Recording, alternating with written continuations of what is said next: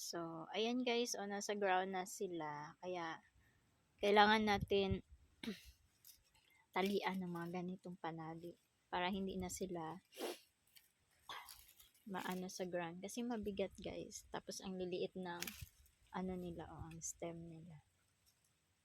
Ito yung nagbubunga na, 'di ba? Ayan siya oh.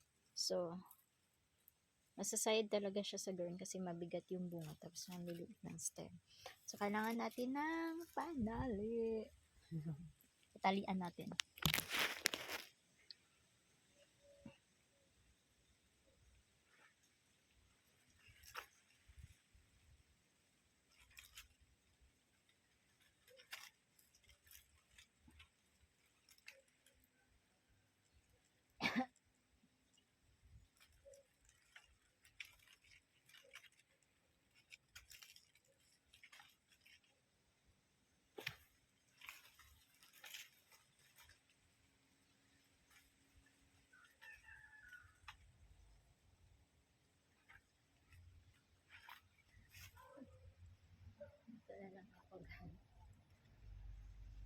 Dito na lang ako kakain.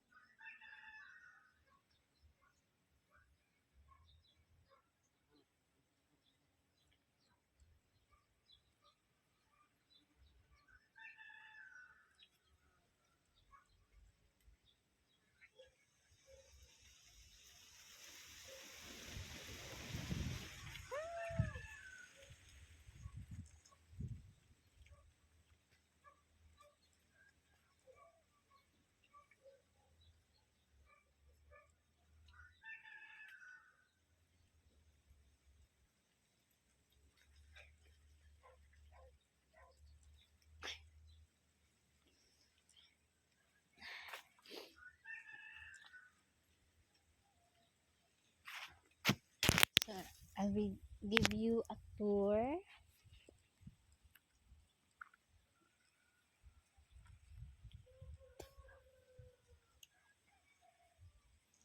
So, yung mushroom guys, dito, kung saan saan lang tumutubo. Look at this mushroom here. Andito siya, oh. Nasa ilalim po ay yung mushroom. So, hindi ko siya kinukuha or hindi namin siya kinukuha kasi si mother-in-law, hindi po siya kumakain ng mushroom. So, nagsusuka po siya sa mushroom.